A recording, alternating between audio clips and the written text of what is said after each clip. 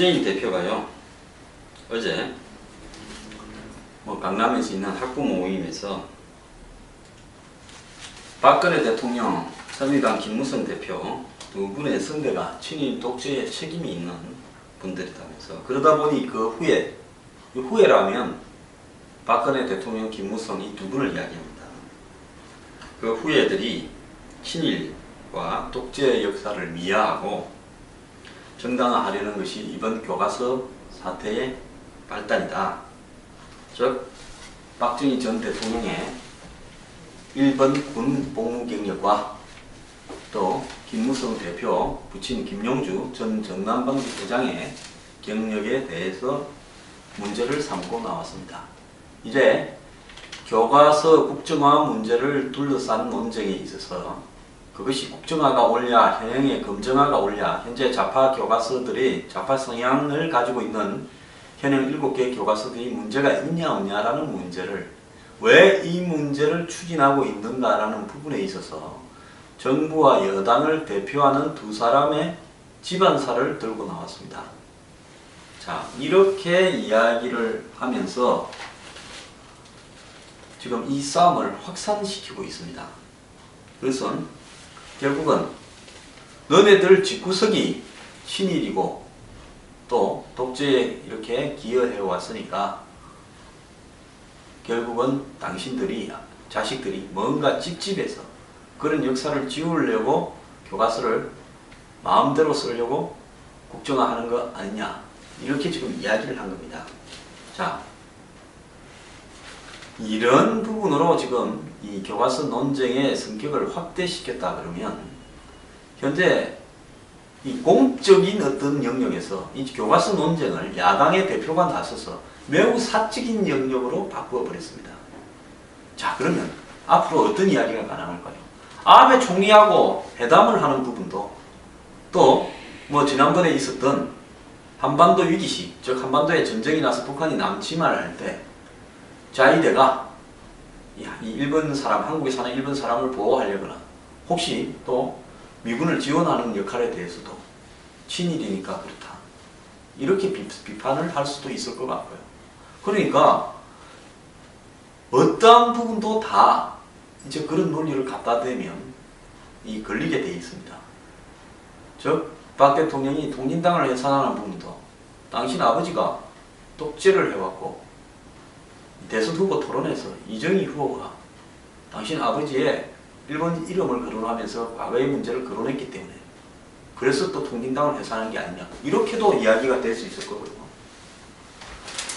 자, 이런 프레임을 갖다 걸어버리면 한마디로 서로 간에 논쟁을 하자거나 또 옳고 그런 부분을 따져보자라는 부분이 아니라 더 이상 이야기하지 마, 너네 집안의 역사상의 모든 하자들을 우리는 다 알고 있어, 이렇게 이야기한 겁니다. 문재인 대표의 부친께서는 이 흥남 철수 때, 즉 국제시장 영화에 나오는 그 1950년 12월 24일입니까? 있었던 흥남 철수 때, 그때 흥남 비료공장에 근무하고 계셨습니다. 그런 일을 가지고 공산 치하에서 비료공장에 있었다, 이렇게 이야기를 하게 되면 어떻게 되겠습니까?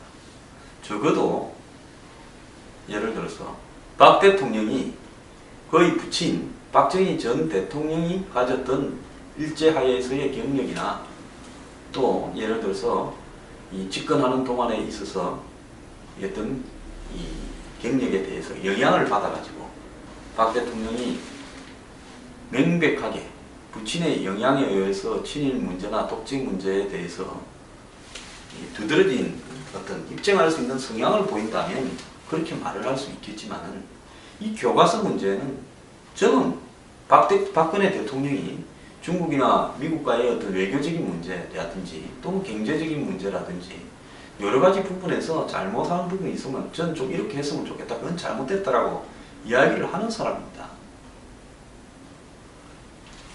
그러니까 이런 어떤 입장에서 바라봤을 때 교과서 문제는 박 대통령이 저는 잘하는 사실이다, 매우 잘하는 사실이고 취임 이후 가장 잘하는 업적이다. 업적이 될 수 있다. 이렇게 이야기를 합니다. 교과서 국정화가요. 단지 박근혜 대통령이 하기 때문에 찬성하는 게 아닙니다. 비판할 거 제가 숱하게 비판을 했습니다. 그런 점에서 봤을 때 그러면 교과서 국정화를 지지하는 사람은 다 집안의 어떤 문제를 감추기 위해서 추진하는 일에 멋모르고 장단을 두드리는 사람입니까? 저조차도 그렇게 만들고 싶습니까? 그렇게 이야기하면 안 되죠. 자, 한국의 이 복잡한 역사적 과정에 있어서 그런 문제를 따진다면 자유로울 수 있는 사람은 없습니다. 그런 입장에 봤을 때 이 국가적인 어떤 이념적 색깔을 가진 어떤 한 정파에서 추진하는 모든 일들을 그 사람의 집안의 과거사와 거기에 따른 트라우마 때문에 그렇게 행동한다고 가정을 해버리는 것은 그야말로 전형적인 라벨리즘, 낙인 찍기라고 볼 수 있습니다. 상대방으로 하여금 말도 못 꺼내게 하기 위해서 이런 낙인을 찍는 일들이 보통 나옵니다.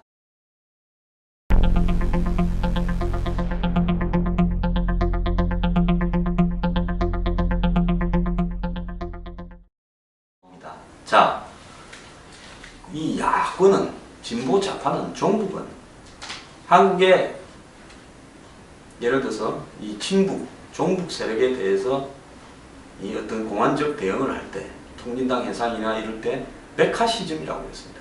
즉 빨갱이 낙인 찍기라는 이야기를 쭉 해왔습니다. 그래서 어떠한 검찰이나 경찰의 수사도 또 정권의 종북, 친북, 간첩 세력에 대한 색출도 이것은 전부 메카시즘이다. 이렇게 이야기를 합니다. 그리고 아예 이 공산주의에 대한 또 북한의 이 김일성을 추종하는 세력들에 대한 어떠한 논쟁도 다 메카시즘이라고 이야기를 해버립니다. 자, 지금 한국 사회에서 가장 심각한 게 뭔가 하면요. 친일 낙인 찍기. 즉, 친일 메카시즘이 한국 사회를 갖다가 정말 엄청나게 왜곡시키고 있습니다. 자, 진보 좌파 종북은요. 해방 이후에 독립이 되는 과정에서 친일 세력이 대한민국을 건국을 했다. 이승만은 친일 세력을 이용해서 집권을 했다.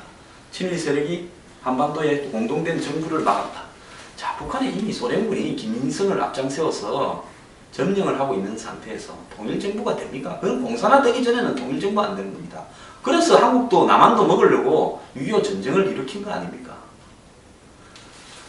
그래서 북한은 민족적인 정통성이 있고 한국은 친일을 청산하지 못한 한마디로 친일의 앞잡이들이 한국의 주도 세력이 되었다. 그것이 독재로 이어졌고 민주주의를 탄압했다.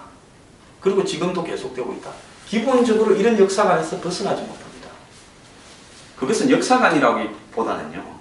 자신들이 그렇게 주장해야만이 마치 도덕적으로 우월하고 한마디로 자기들에게 뭔가 한마디로 이 우월한 명분이 생긴다라고 생각하기 때문에 그렇게 하는 겁니다. 자, 메카시즘이라는 것은 어떤 상대방에게 벗어날 수 없을 만큼의 심한 정치 이념적인 낙인을 찍는 겁니다. 자, 친일 메카시즘요. 지금 한국 사회에서 얼마나 심각합니까? 북한의 앞잡이들을 청산하려고 해도요. 이건 또 종북 메카시즘 이라고 또 이야기합니다. 이제는 한국에는 좌파가 진보 세력이 야권이에요. 메카시즘을 들고 나와가지고 상대방으로 하여금 말을 못하게 하고 있습니다. 누가 지금 메카시즘을 쓰고 있습니까? 즉 친북 문제에 대해서는 영메카시즘을 들고 나오고 그 다음에 끝없이 친일 메카시즘을 갖다가 들이켜서 한마디로 젊은 세대들이나 역사를 잘 모르는 세대들에게는 한국은 여전히 친일주의자들이 득세한다라는 민족주의적인 자극을 하고 있습니다. 자, 이명박 대통령도요, 이상적 전 의원이라든지 그 집안의 형제들이 일본에서 태어난 분들이 많죠. 그래서 얼마나 또 그 일본과 관련된 문제를 가지고 장난을 쳐댔습니까? 자, 박근혜 대통령은 박정희 대통령의 일본 이름까지 이야기를 대선 후보 토론에서 이야기했습니다. 자, 이제는 거기에 야당의 대표인 문재인 대표가 친일 메카시즘 낙인 찍기에 가세를 했습니다. 자, 메카시즘을 폐해를 가장 잘 아는 진보이자 지성이자 자유주의라는 한국의 새정년이 그리고 한국의 진보 좌파들이 투가면 해방 이후 70년이 지났음에도 불구하고 친일 메카시즘을 우리 사회에 남발을 하면 되겠습니까? 이 친일 메카시즘은요, 답이 없는 문제입니다. 이걸로 낙인 찍어버리면요, 뭐라고 해명도 하기 어렵게, 즉, 이 논리와 상식과 어떤 증거와 팩트에 의한 논쟁을 막아버리는 것이 친일 메카시즘입니다. 이제 친일 메카시즘을 들고 나왔기 때문에 정상적인 논쟁으로는 이 국정화 논란이 즉 옳으냐 그르냐가 합리적으로 토론되기는 불가능한 상황입니다. 이제는 이 친일 메카시즘으로 개기면서 밀고 가겠다는 겁니다. 그러니까요, 정부나 여당 정신 차려야 됩니다. 이제 더 이상 대화나 토론할 필요도 없고요. 무슨 역사학회, 국사학회, 무슨 서울대, 고대, 연대 교수들이 반대한다고 신경 쓸 것도 없습니다. 옳은 일이면 해버리는 겁니다. 이태리 한번 보십시오. 상원을 100명으로 줄여버리지 않습니까?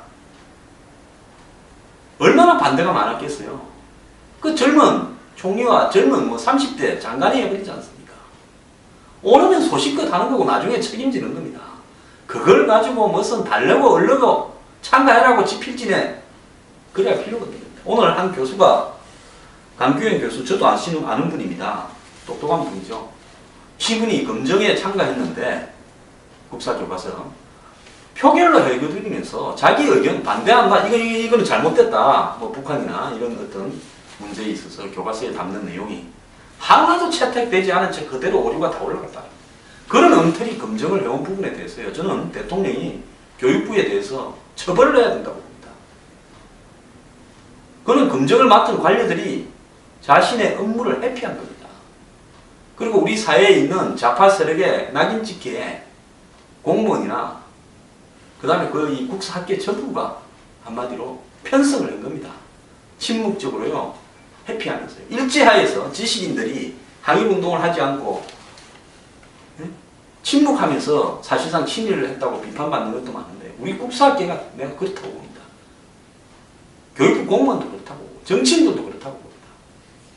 그렇기 때문에 국정화를 가는 과정에서 이렇게 잘못되었던 검정교과서, 좌파 성향의 검정교과서들이 판을 치는 부분에도 손을 봐야 된다고 봅니다.